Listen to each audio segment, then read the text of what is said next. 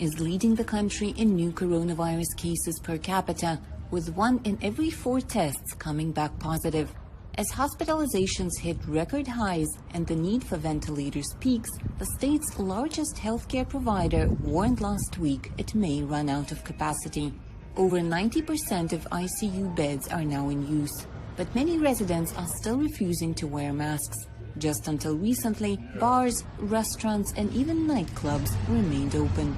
I am concerned because I feel people are not taking it seriously, especially in Tempe, which is a college town. You could barely see anybody with a mask. The surge in new cases, however, made many residents reconsider the scale of the crisis. Recently, I actually got tested because I went over to a friend's house in which one of the people at that house, their family members were closely testing positive. Arizona Governor Doug Ducey ordered a new shutdown in the state for at least 30 days. However, some critics say the state reopened too early.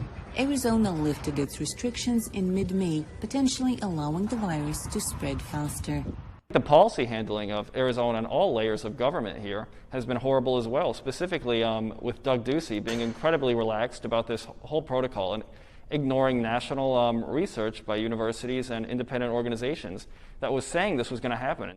The governor, however, defended his decision to reopen, as well as the regulation that prevented counties from enacting their own mask policy. The goal wasn't around preventing masks. I mean, I think I've been talking about masks since sometime in April.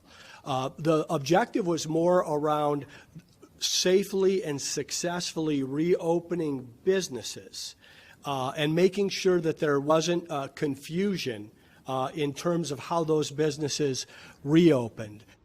Although the governor imposed new restrictions, experts say the situation in the state will depend on how residents adhere to the new rules. For Oleynik in Arizona, NRI's VOA News.